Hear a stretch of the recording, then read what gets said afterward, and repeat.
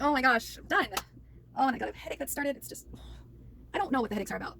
I could explain them away with medical jargon and all that stuff, but I really do think they have something to do with the noodles in my brain. And I was able to speak to 4 people, 4 women actually. Maybe they don't identify as women, but they sounded like women to me. And they did not show their faces, so it was all audio, and that's cool. I was thinking about recording it. I was thinking about asking them if they felt okay to be recorded. I was thinking about, my daughter just brought me water. She's such a good little kid. Anyway, I've decided a couple of things. Speaking to those 4 systems was extremely healing to my heart, to my soul, and every little noodle inside that was screaming, "We're real! We're real! Please stop disregarding us as crazy." I mean, am I saying that right? Disregard. Stop. I mean, I've been going nuts trying to figure out what's going on with my brain, and I just needed to talk to someone that understood, and not watch a bunch of YouTube videos or continue to text. Like I really wanted to feel like there's people out there that can say it confidently and also understand my insecurities. Like they told me I was normal. They told me I was normal for not feeling normal. And so here's my decision I made. I made the decision to, obviously you're watching my decision right now. You saw the first part of me getting excited to do this video, and then the 30-minute video that I planned, the 30-minute Zoom meeting that I planned, ended up being like an hour and a half long.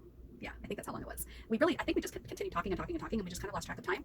Imagine that. Anyways, and we ended up forcing ourselves to say goodbye. And yeah, it was actually very nice and therapeutic. I think had it been any bigger, nobody would have gotten a chance to speak, but the 5 of us did. And some spoke more than others. Some were a little bit more extroverted than others, and also some people were more comfortable than others. So people, systems, you know what I'm trying to say. So my decision that I've made, obviously you're watching the tail end of this decision, is that I am going to put the next video after this in this series is my questions, the questions I asked on this Zoom meeting. It's going to be their answers. I will respectfully disguise them with either some sort of voice change, or I obviously can't hide them 100%, but I won't give out their system name, and I won't show their faces without them being okay with it. And they didn't show me their face. All I have is their system name. So rather than showing you what systems I was talking to, I'll respect that right now. I'll respect that until I've had a chance to talk with them about it. But I want their answers to be part of this video. I want their voice to be part of the next video. So the next video you're going to watch is however I decided to splice it and dice it and show you the answers in a respectful way.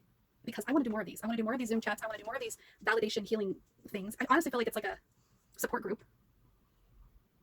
It's a support group for d.i.d. I'm not the first one. I'm sure I'm not the first one. But because I'm so new, it's the first one I did. So that's why I'm super excited to do another one. All right, I'll talk to you later. And maybe you don't have to be new to be excited to do one. Maybe you could just feel validated and make friends. And I don't think there's anything wrong with that. Okay, I'm all over the place right now. Can you tell? All right, so stay tuned for the next one. Talk to you later. Bye. All right, thank you for tuning in. Is that the right words? Hi, my name is Crystal, and we are the Noodle System. I don't know if you watched the previous video in this series, but I was reviewing this 14-minute video by Geek Dogs and d.i.d. And I don't think she's well known. Right now she has 293 subscribers. She's only been around for less than 2 years, and she's made a few videos that I really identify with. This one in particular. I haven't watched any others. And I just wanted to react to this video because I'm desperately wanting to talk to someone that understands where I'm coming from, what I'm experiencing. I want some validation, and what she's talking about here is really validating. I have a Zoom meeting planned for 3 o'clock today, and I'm actually nervous and excited all at the same time, and can't wait to have that validating Zoom meeting with a few people that I met on Instagram. That's a plug for my Instagram there. It's a Noodle System. So if you go to Noodle System, you might be able to check out what I'm doing over there, which isn't much. But anyways, we'll go back to this video. If she happens to find this, that I'm talking about her and her video and my reaction to it, please reach out to me. Please reach out to me. My email is in my About section of the YouTube channel page, because I really want connection. I want to connect with people that understand me. I feel like I need somebody to understand me. What is that? I think that's an addiction I have. An addiction quality that I have where I feel the need to gain approval and validation and a pat on my back. Okay, I don't want to be the oddball, and I feel like the oddball in my own system, because my system knows what's going on, but me, I'm having a hard time with it. As the host, I'm having a hard time with it. Okay, so let's watch the rest of her video.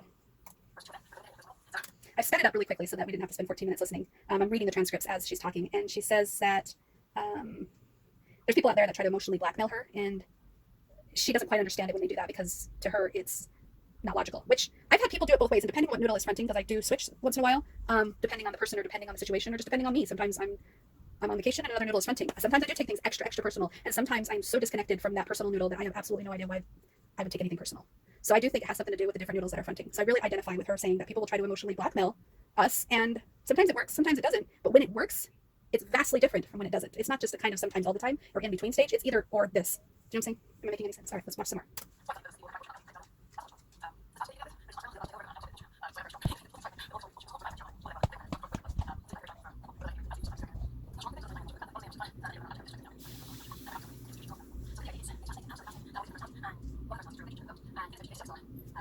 Okay, so in this part of her video, she is talking about this picture that was drawn by one of her noodles, one of her altars, and the star that she drew, each point in the star had a different name attached to it. But on the opposing end of that star, maybe I'll just show you a picture here, there's the name of the altar that is quite the opposite of that altar.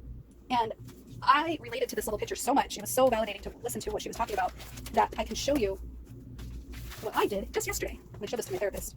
So if you're looking for something to help make sense of your system and make sense of what you're experiencing, and you're dissecting your noodles like I did, here we go. I wrote down a list of all my altars, and they're all listed by the colors in the rainbow that they've chosen. They've each chosen a color on the rainbow. And then I listed the trauma here, super, super tiny rating. And then as the host, I wrote what they were telling me, what thoughts were coming up, basically the antidote. And so I have this idea of this balance where I find that the trauma can be a trauma holder, but on the opposite spectrum is the coping mechanism, or the coping altar, the protector, or the one that handled it when that trauma was triggered. Anyways, it's just a fascinating concept. Hold on, I'll watch some more.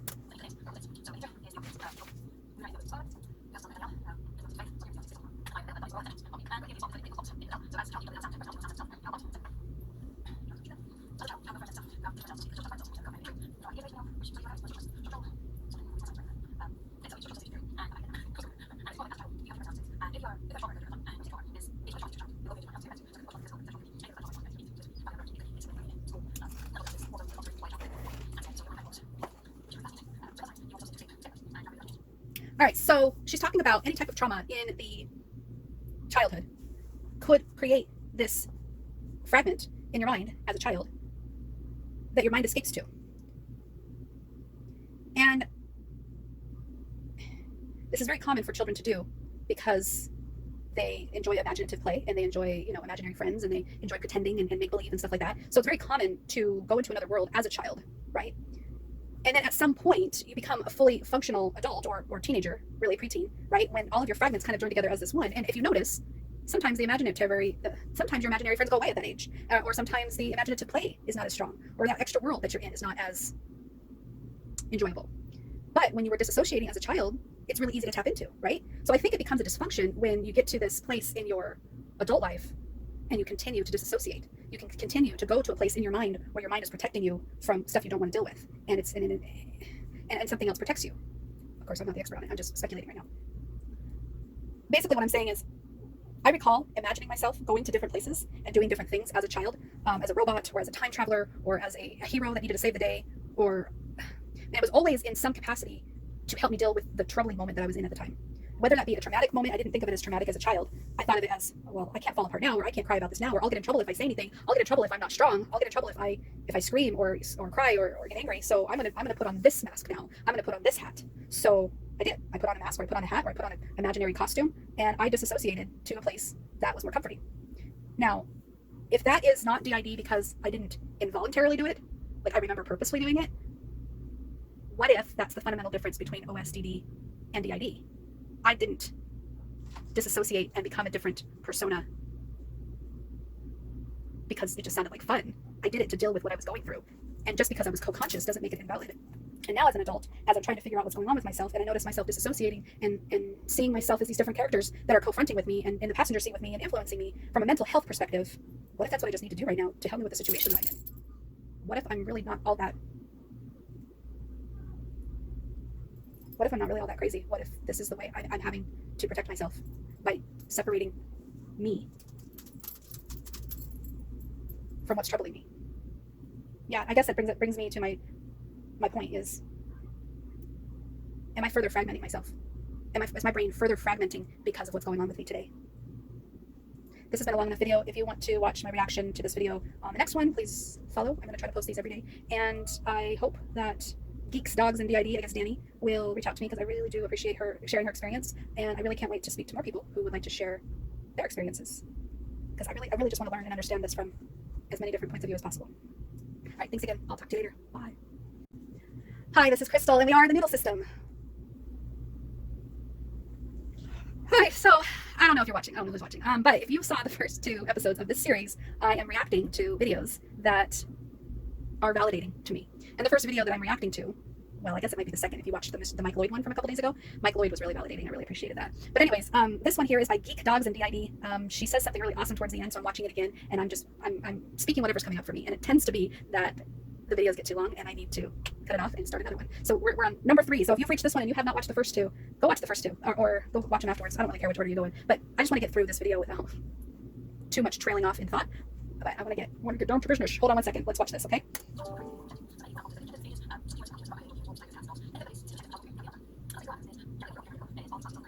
She's talking about how alters can be anything from an animal to anything just fantastical, right? Like, I don't know. It seems really interesting what she's talking about. Hold on.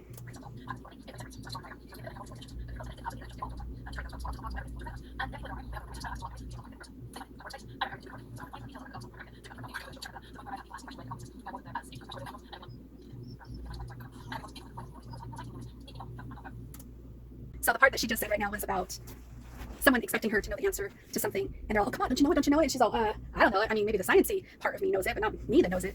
Man, isn't that true sometimes when I'm thinking back on all the times where I know I had this in my hand, or I know I had this thought, and I know I had this thing I wanted to do, or I know I had this solution just a second ago, and now I have absolutely no idea what happened to that thought, or what happened to that item, or what happened to that solution, or what happened to that plan. Like, I have a lot of strong desires and strong plans, and I've been very intentional about making sure I get all my plans done. But sometimes another noodle will come forward, and all of a sudden, I'm like, oh my gosh, I can't believe I was actually thinking about doing that. I can't believe that was actually a plan. I can't believe that's who I was really passionate about that. Okay, you need to stop talking. Hold on. I'm gonna watch some more.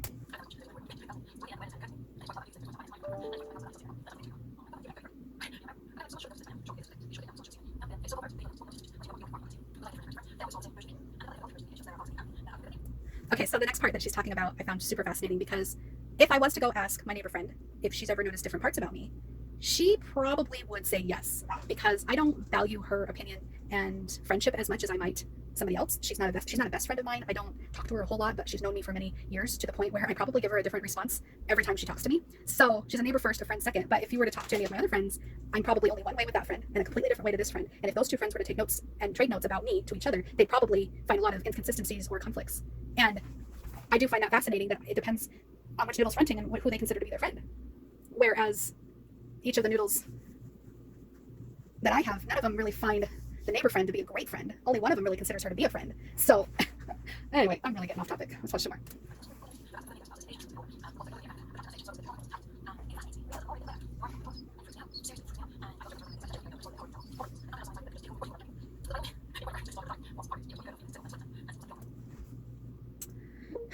She's at the point right now in her video, it's about 9:21, that she says something about movies, and does that mean that she's going to have a personality that takes over the body and becomes really possessed and terrible and everything. I don't remember how she said it exactly, but let me tell you something.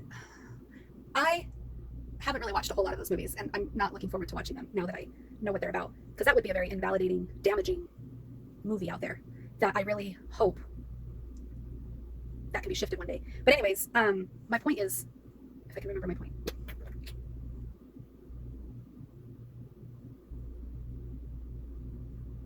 What do you want to say? I had something different I wanted to say. Did you want to say something? Oh, got it now. Sorry. Okay. So the thing that is really fascinating to me is, before getting d.i.d, I was afraid of a noodle that wanted to kill me. I was afraid that I could only fight it for so long. Like, I had a noodle fighting a noodle that wanted to kill me, and the fight could only go on so long before somebody would win, right? And yes, this noodle kept winning the war, right? But now, if this is the black noodle and this is like the blue noodle, okay, this blue noodle would go to fight for me so that I wouldn't die, and would win the battle, and then would go away, and then come back, keep winning the battle, keep winning the battle. I'm like doing really terrible puppet things, but anyways, my fear was that this one was gonna, it just felt like it was getting weaker and weaker over time, and at some point this was gonna get so strong, I feared that I would eventually die. So while I understand that the tropes of the multiple personality disorder movie genre stuff is not at all what d.i.d is like, as someone who suffers with mental health issues and that dark black hole that depression can suck you into, where you think about suicide all the time and you can't get away from your depressed self, and that depressed noodle is always out, and it's really, really difficult to get past without therapy, without medication, without intentional living. You have to be intentional to live if you want to combat the suicidal thoughts. And it didn't matter how many times I was intentional, the black noodle kept coming back. It kept coming back. It wasn't until What? It's almost like someone just switches off the TV, and so we don't know what happened. We don't know what that thought was. It's all gone. Everything's gone. Can we turn it back on and see if we can figure it out, please? What? Okay. If the blue noodle keeps winning the battle, and I'm fearful that the black noodle will win the war, I was fearful that I would not be able to control myself and I would end up dying. That is true. That is true that I felt that way. But now that I have discovered my noodles, I feel relieved knowing that I have a whole army that will protect me from the black noodle. And I also have the black noodle coming to team meetings and wanting to learn how to be a part of the team in a healthy, productive way, not in a self-destructive way. So that is good too. So to me, the trope of multiple personality movies could be true from my perspective as someone that struggles with mental health issues, but not from the point of view of someone fearful of murdering others. I'm just fearful that I would murder myself, is what I was doing before I found out about the multiple personalities. Am I making any sense? Oh my gosh. Okay, so this is enough of this video. I'm going to go ahead and stop it, and I will talk to you later. Watch the next one, okay? Okay. Hello again, this is Crystal, and we are the Noodle System. Okay, so if you're watching this series is all about coming out as multiple, living with dissociative identity disorder by Geek Dogs in d.i.d. This is a new YouTuber who's only been out for less than 2 years. She's got several videos out, and she just talks about her experiences.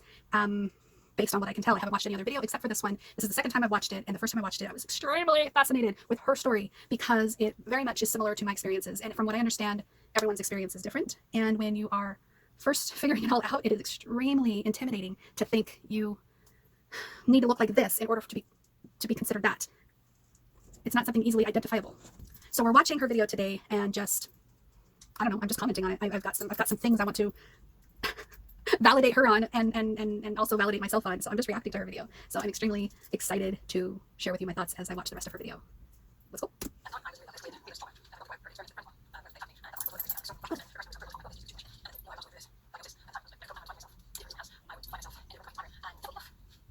So this is an experience that I don't quite identify with, but here's where I do identify. She's talking about a friend attacking her. I believe that's what she said. She's talking about a friend attacking her, and that attack triggered some traumatic memories, and she would find herself in her room, and then she didn't have a lot of ways to explain what was going on for her. I'm not sure if I'm explaining her experience correctly, but I identify with this because my husband and I would be having a disagreement of some sort, and I would have this strong pull to do something I didn't want to do, or say something I didn't want to say, or be the person he needed me to be, but I didn't want to. And it was like, what's that? What's going on there? And because I was very co-conscious of it, it was a very troubling experience to be triggered by memories of my past, to be triggered by the experience of the now, not making sense of why I wanted to do this and stay and stop. And I think that's what started me down this path, to figure out what was going on for me. So I'm going to continue watching. That's all I wanted to say about that. She also mentions at some point, trigger warning, that she would find herself in the kitchen with a knife, that she would recognize that, wow, I must be majorly depressed, or in a suicidal crisis, or, you know, in one frame of mind, she's like this, but then when she's removed from that experience, she can judge it, or she can look at it harshly, or she can look at it kindly, or I'm guessing that's what she's saying. That's not all the words she said. That's how I experience it, is I'm not very connected to that moment, but I recognized that it was me, and so I felt very responsible for that moment. Like, I need to get myself help. What's going on here? Let's continue watching.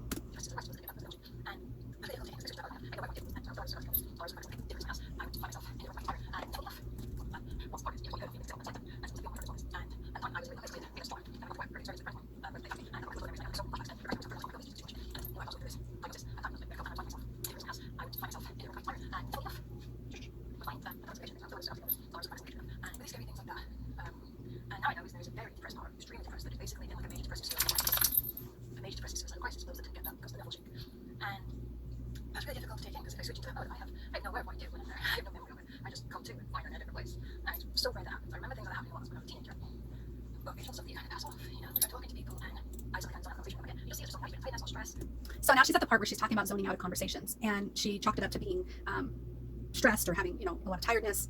And yeah, if I recognize that feeling coming up again now that I know about the noodles, I recognize that what I did in the past was I was zoning out. And okay, if all the noodles were lined up like this, and if you look at the very back of the noodle of the line, if you look at the very back of the line, you might see this noodle pop its head out sometimes and go, hey, what about me? And maybe there's this one, hey, what about me? And there's this one, hey, what about me? And there's this one, hey, what about me? But when you get to the very front of the line, the one that everybody sees is very predominant, and the one that's, you know, driving the car and making the decisions and staying on track. And maybe if things aren't going my way, it's because the line is starting to like get out of formation, and it starts to get very scattered thoughts, scattered brain, scattered experience, right? And when I kind of doze off and everything, there's nothing in the front, there's nothing predominant, there's nothing right up front. So the very front one, as opposed to just everyone kind of just floating to the back, that's my experience of what she's talking about, and what I'm doing when I'm zoning out, is I don't have that one in the front.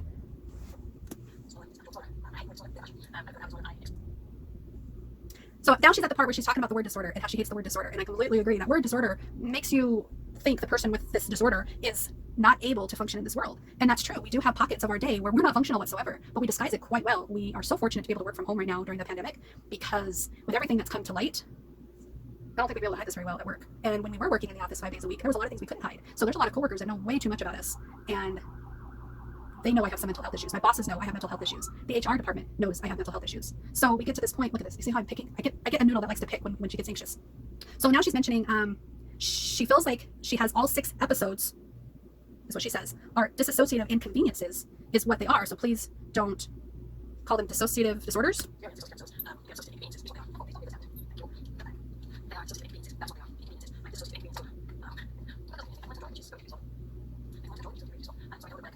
So she's learning how to control her dissociative inconveniences. Me, I don't know if I agree with that so much, because I don't want to control anything. I've been trying to control them for as long as I can remember. If you remember, my analogy this way is I really just want everyone to have an equal say. And I might have a spokesperson, but I want everyone to feel like they are welcome, and I want us to all learn how to work as a team, and I don't want to control anything. I just want to let everybody come out when they need to come out, because I have been trying to control so much all my life. I've had these switches, I've had these episodes, I've had these issues, I've had these noodles all my life. So I'm done trying to control it. I'm done. It didn't bring me any peace to try to control it. It actually drove me crazier, to the point where I was thinking of suicide all the time. It's like, no, let's just stop trying to control this all to be one yellow noodle. Let's try to just enjoy each color of the rainbow noodle, okay? That's my thought on it.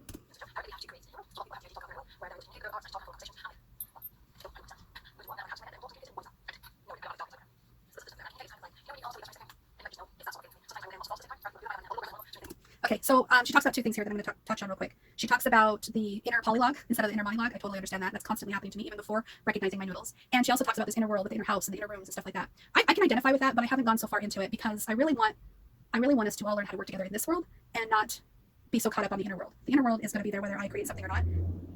But I'm in charge of this world. I'm the host of this world. So we need to learn how to work together in this world. So that is actually what I want to talk about. She's just got a couple more minutes here that I will touch on in the next one. So if you want to watch me react to this video on the next video, stay tuned. If you don't like these series, let me know in the comments below. If you disagree with what I'm saying, if you are validated in what we're talking about, let us know that too. I think this should be a community of support, and I just really appreciate this opportunity. So thank you for letting me talk. I'll see you on the next one. Bye-bye. Hi, this is Crystal, and we are the noodle system. Okay, so today we are continuing the discussion, and this is the last little bit before I wrap it up, about geek dogs and d.i.d. and my reaction to her video that she made in December 2018. I'll put a link to the video in the description below. Okay, this is the sentence that she said that was super validating to me. This is the whole reason why I wanted to do this video. Is she said that she thought everyone had tons of topics on their head at the same time, on the top of their head. What did she say? She said, this was the whole reason why I wanted to do this video. She says that when you're thinking about your day, multiple thoughts and different topics happen at the same time, and she thought that was normal. She thought that everyone did that. This is why she can see multiple points of view at the same time. Oh my gosh, I love this sentence, because it doesn't matter who I'm talking to. I can be extremely passionate about a political subject, for example, or I could be completely bipartisan and down the middle, split down the middle, or I could be the opposite political opinion. And I could have all 3 opinions running in my head at the exact same time. And so that is typically the noodle I would lead with, is the one that could hear them all. And I would just learn to just don't say anything, because you're not gonna win. You're not gonna win this argument. You're not gonna win this conversation. You might as well just take a back seat on this topic right now, because you have way too many perspectives. You will just confuse everybody if you open your mouth. That's pretty much what I told myself. I'm gonna watch the rest of them. Now the other thing that I loved about what she said, because of this multiple brain thing, she says it's brilliant for her job, which means it's like a superpower. And so it's very, she can have a critical thinking and reviewing and everything. And oh my gosh, people at work call me the detective. They call me Inspector Gadget. They call me all kinds of positive words, because when I look at something, my eyeballs go boom, boom, boom, boom, boom, as if I have multiple brains dedicated to one specific thing that it's looking for. That I can do it all, boom, boom, boom, boom, boom, because I feel like I'm very co-conscious with all of them. So the shifting is very neurons firing. I almost feel like a genius. I feel like a genius, which is why I call myself genius. Hello, everybody. I'm genius. That's not genius with a G. It's G-E-A-N-I-O-U-S. Genius. I'm amazing at it. I can see multiple perspectives at the same time. I'm telling you, this is my girl. Genius. Yes, this is my girl. I love her.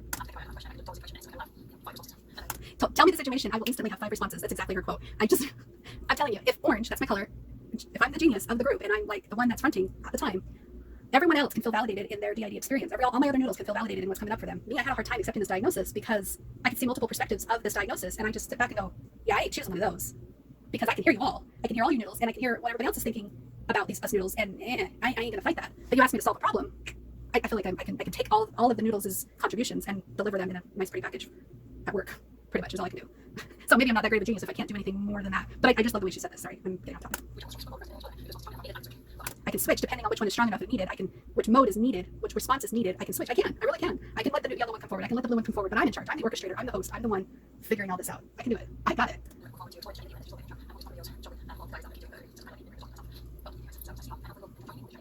Yeah, she like her talking to herself. She says, she's just talking to herself. I really want to talk to you too. So I'm tired of talking to myself. I'm tired of talking to all these noodles that may or may not be here. But no, I'm more leaning towards the idea that I am here because of them. I am able to be genius because of them. Let me just put a cap on it if I haven't said this already. The other noodles call me Kita. They call me Kita because it stands for know it all. And if know it all, me, is fronting, they don't really care for it because I'm a control freak in the won't let them out type of way. But now that I've taken a back seat and I've allowed them to come forward, it's really messed up our life a little bit because we can't really focus on anything else right now. All we are thinking about these days are noodles. And it's really becoming hard to control our day-to-day interactions. But now that you know who I am, I'm Kita. I like to call myself genius with a J. If they call me Kita, I don't respond to it. So if they want me to honor them, they need to honor me and not call me Kita. They need to call me genius. Anyway, now you know a little bit about my altars. Now you know a little bit about my drama between me and my altars. Not my altars. Between all of us here at the Crystal City, here in the brain of crystal, the bowl of crystal, the hallway of crystal. I'm just going off on it. This is so dumb. Anyway, I think we're done with this video. We got done with this video. We're done with this video. If you want me to react to any other videos, suggest them below, whether they be yours or someone else's. I'm going to continue reacting to videos until people suggest different ones because I do find this to be validating and I don't feel so crazy. I'd rather have OSDD than to be crazy, so if it makes me crazy to have OSDD, then so be it. Anyways, I'm gonna go now. I'll talk to you later. Thanks for watching. Bye.